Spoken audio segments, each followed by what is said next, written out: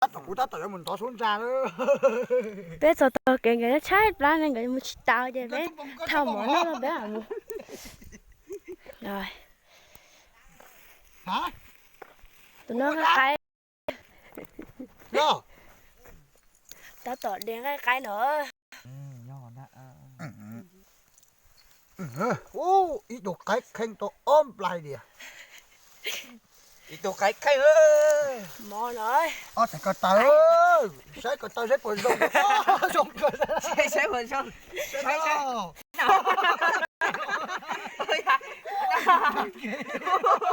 Không chắc lời từ chuyện chắc karaoke nè. Sẽ còn ngậm vai trong gì đó trong Bé mua xì rồi nữa, bé mua xì rồi bé giờ tao kể cái trái lá bé nó mỏ bé là tám mùa luôn. Tụi nó sẽ mất cái gì mất sách. nó bữa ta có những lọ tao nó cũng một bể nó có những lọ tao nó Nó chịu một tỷ. Ta nói nhiều kịp bò. Hồi chó mua cho tỷ. Họ có giờ tới tới nữa hay nhiều kịp bò ấy. Họ nói chơi mua được bỏ lên, họ nói mua là bé, họ nói mua tàu nè ơ. tao bật quay có tao ta lọ cũng những một tí nó có lọ tao nó thì vô này trời Rung tà tà. Ở sẽ tới cái nữa nè. Nó chơi rung sốc rồi nè. Nó thì tiền liền. trên chữ áng chữ mà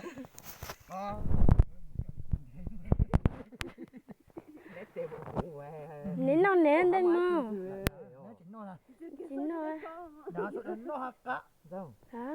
Cái thế mua vừa ít có cút tàu mà nào vậy nó. Nếu mua nếu gì tiền à? Cả tia cháy giò nó chỉ liên mà mù nào. thế là mong mò tới giả số chính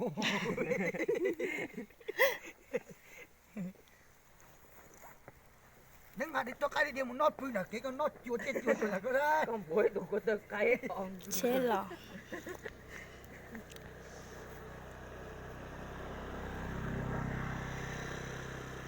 nó lại cú.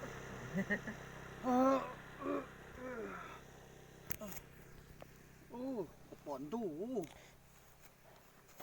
nó cái bọn đủ áo Giờ nó cái này sai. có mặt chú Ít tê. chẳng chú ít xa là nó Chuối xá nó. Đấy nói sang. Đuổi xá chuối xá nó. Tao cái có không tay nó cha chỉ xí ở nó. Tao cái. Nọ, có tơ cái. Ô, cuộc tơ cái trong tê tía. Tốt tê chỉ hú.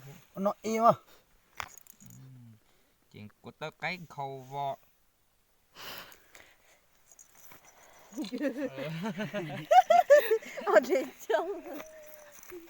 Nó hấp rồi.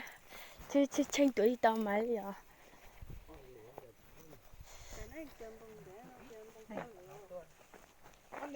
nếu mà số tuổi là bên trường hải đó